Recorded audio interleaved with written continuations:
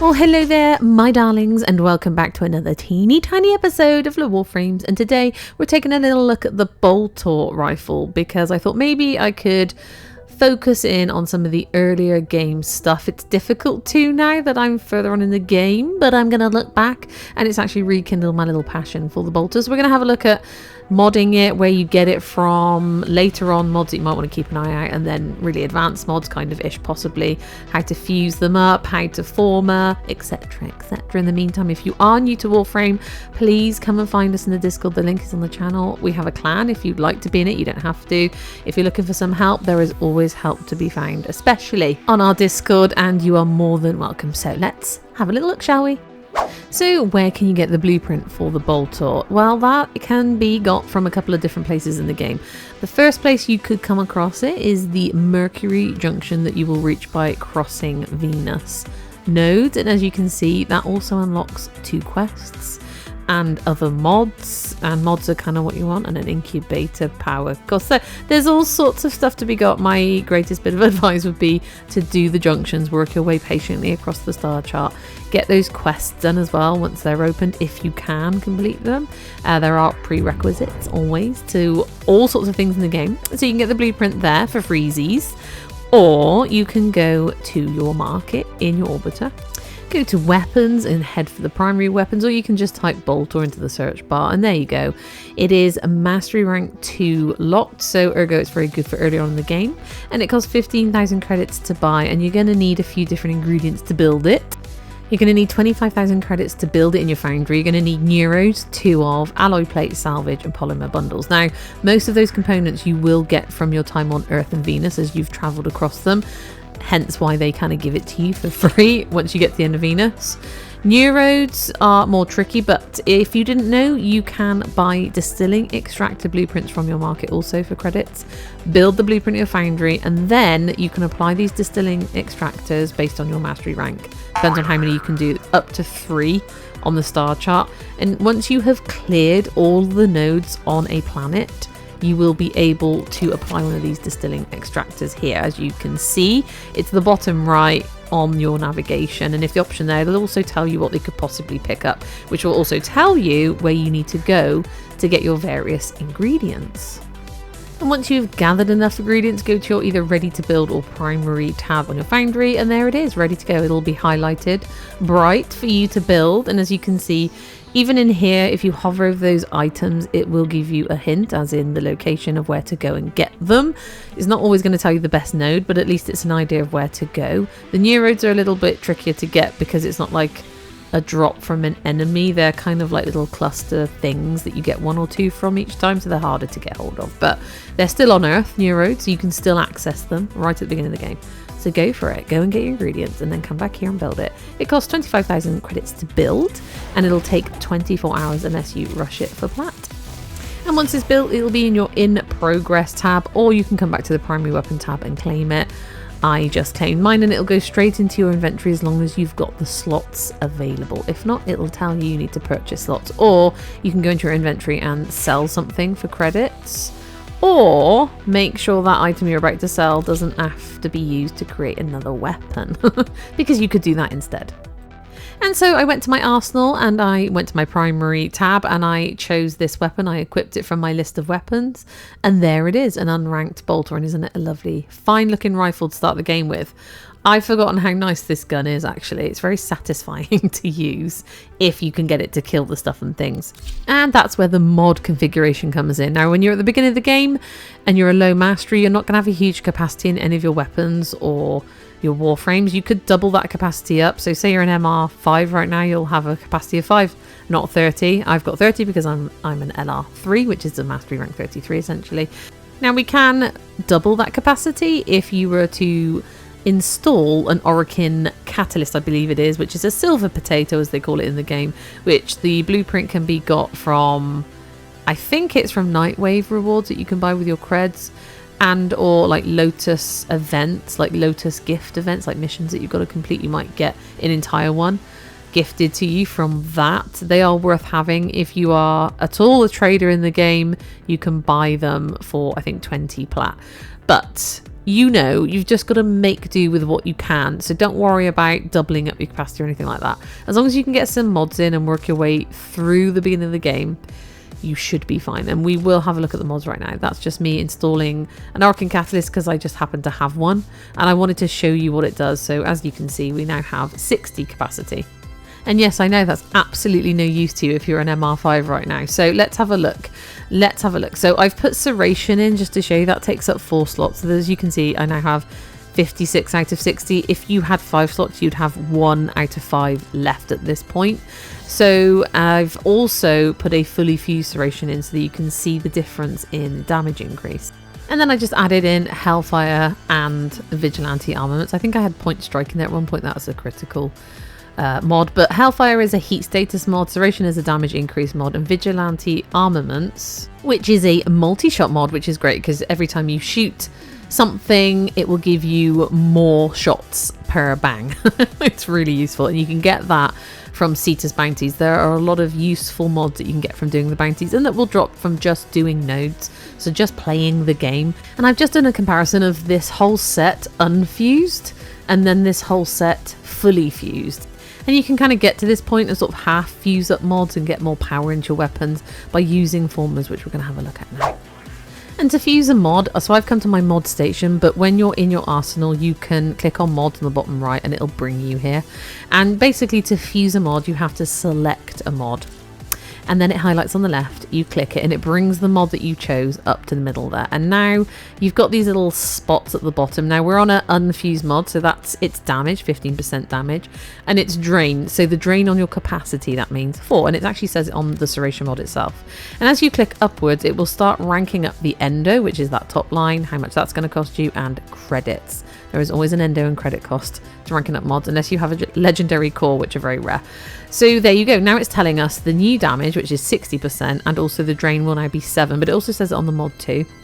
And that just basically means it's a drain on your capacity. Now, if this is done from your mod within your arsenal, and it's the mod that's in your particular config, it will tell you if it's exceeding your capacity. So you'll get an option to say no, but you should sort of clock it before you go in as well, how much capacity you've got left if you've formed it up. And we're going to have a look at the formers. So if you fuse a mod and you've got space, you can keep going up. If it's in a formed slot, you can kind of fuse it a bit more, but again, please be aware of that endo cost and that credit cost, and they can get pretty damn high when they get to the other end of those fusing dots, those little dots that turn blue once you've empowered your mod, let's say. Now, formers, as you can see, I have come to my relic station. This is something as well that you'll unlock a relic segment for your orbiter. In void relic missions, you basically collect relics as you go through the game from doing other missions, and these relics can be entered into void relic missions, which will appear on your navigation. And on some of these relics, a former or 2x former blueprint will be available. There are other places to get formers in the game. You can buy them in the market. I think they get gifted sometimes from the Lotus. Maybe possibly you get some in the Nightwave rewards, and I know that if you do open Steel Path eventually, you can buy them from Teshin for Steel Essence now and again. But they're the kind of thing that you're just going to keep needing to grind out, and they do take, as you can see, Orokin cells among other things to build. So the Orokin cells you're going to have to go and keep collecting. My advice is, as soon as you get a Forma Blueprint, if you've got the components and the cash, keep building them. I have used hundreds and hundreds of Forma in my time in the game. When you're right at the beginning though, don't stress too much about all this stuff, because you're going to start picking up the components as you go across the star chart, as you unlock it, and those things will come to you, okay? And you can start grinding them. The Orokin cells, again, don't forget you can hover over each planet once you've unlocked all the nodes on it, or you've done them all, and it will tell you where you can get Orokin cells. If you go to your foundry and hover over the Forma Blueprint in there and hover over Orokin cell, it'll tell you where to go there. So there's always clues in the game if you look for them as to where to head, and there's always Warframe Wiki if you can access it. And even though you won't be worrying too much about formers right at the beginning, you can't former an unranked Boltor or an unranked weapon or an unranked anything. It has to be ranked up to 30, okay? And to rank things up, you just use them in missions, and eventually they'll get up there by affinity, that magical thing that boosts up your mastery ranks as well. However, I will come back once I rank this Boltor up and we will put a Forma in there. And before we rank it up and Forma it, I have brought this very same starter build with unfused mods to the Simulacrum. If you're not sure what the Simulacrum is, I have done a video on it. It's basically a practice arena that you can unlock at some point and earn your way towards, and you can just scan enemies and get your enemies in here. I've put invincibility on and it's level 20 enemies, which is I guess around Earth to Venus level, maybe, possibly. And I'm just going to show you that it does take a moment to take these enemies down. As you can see, I'm zooming in and headshotting them. I love how their helmets pop off their heads before you actually fully kill them. The mowers were more difficult to take down with this Boltor as it stands, but what I want to show you is the process and the progress that you can make with a weapon. And I was using this Boltor, this very same Boltor, eventually on sort of Sedna Hydron, the famous or infamous ranking up level. And I think I took it to a Stefano, Uranus, Void, Relic Defense, which are always higher level enemies, and used it in conjunction with some Warframe abilities. And I didn't use the primed version of it. I do have it, but I didn't use it. And I'll be honest, I really enjoyed it. I liked the process of it again. It kind of took me back a little bit. And hindsight's a beautiful thing, isn't it? If you don't know how to mod or what you're doing with modifications, then you might be a bit struggly through the game. Mostly the advice is you want to put status on your weapons. You want to put crit or crit damage, or sometimes you'll have a status build, sometimes you have a critical build, sometimes you'll have a bit of both, and it all depends as well on how you mod your Warframe, which Warframe you're using, which abilities they're using. Sometimes weapons are used as a primer to Warframe abilities, or vice versa, or the same for your companion. You know, there's lots of things to start thinking about and juggling eventually. But before you get to that point, unless you're a complete boffin and you love all that stuff, just have fun playing the game and ranking everything up that you can. And then once you can get better mods in, go for it and see if you like those. And I took this Boltor to Sedna Hydron to rank up. It's a well-known mission node because it's a defense and it's close quarters. You get to share a lot of affinity there. And yeah, things rank up pretty damn quick, even without boosters. But you could do any defense or any mission where you're in a cluster with the rest of the squad. You want to share that affinity to rank up quicker, and you want to use the thing it is that you're trying to rank up. We can go over affinity sharing in another video, but basically you need to rank it to 30 before you can shove a Forma into it, if you have one. And here I was working on a more advanced build, and that just means advanced mods, i.e. stuff that you've had to earn as you go through the game or farm. And as you can see, I chose the actions button, went to the Forma option because I have a Forma, and then I chose the polarity of the mod I want to have cost for. And you will learn as you go which ones take up the most instinctively, but you just go for the highest number one. As you can see, these are fully fused mods, so like the galvanized mods, they're taking up 16 capacity each, but if I Forma their polarity, the little tick there, it'll take up half. So that heavy caliber, is it? Same thing. It went from 2 out of 60 left to 10 out of 60, so it halved it by 8. So it must be a 16 cost fully fused mod. Okay, so we're just basically, if you Forma it for the polarity of the mod that you've got in that slot, it will have the capacity cost. Ergo, you can put more mods in, or you can put higher fused mods in and just do more damage, man. So I went to town working on this Boltor. I Formed it up a couple of times. You can see that little 2 next to Boltor rank 30 at the top there. That tells you how many times it's been formed, and you can reform the same slot into a different polarity. And as you can see, I've got a primary arcane adapter slot there. That gets unlocked once you've completed Steel Path and have access to Teshin, where you will go and buy those arcane adapters, and hopefully by then you will have collected some arcanes. We can get into that again in another video, because this is more for beginners who won't have a ton of stuff. And as you can see, I was just looking where to take the Boltor now that I've ranked it up a few times and I've got some better mods in there. And I decided to go to Stefano Uranus Defense, a Void Relic mission, no less.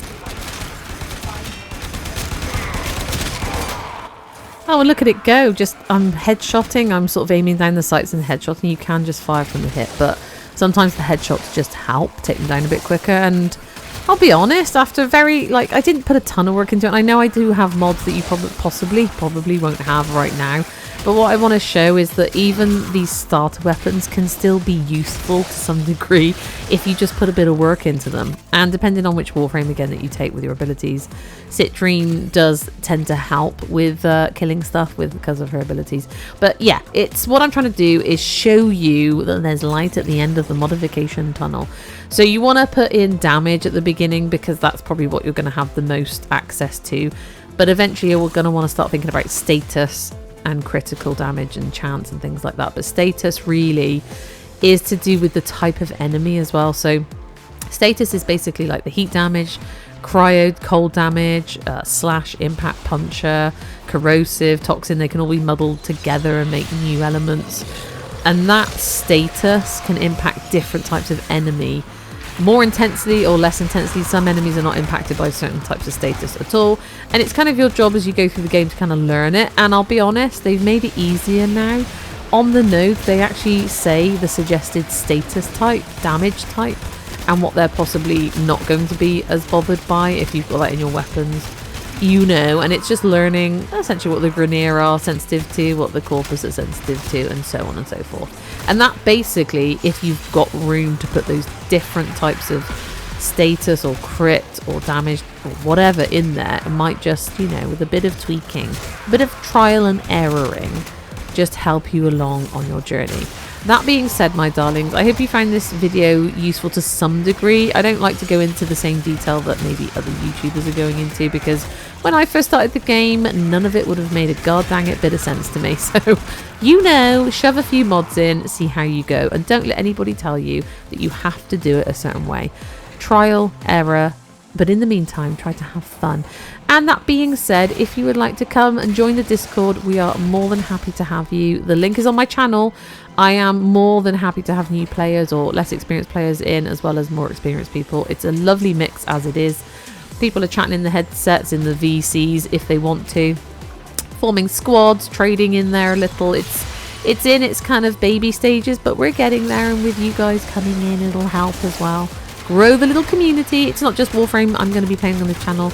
There's always other games to play, but you know, it's the main subject at the moment. And yeah, you're more than welcome.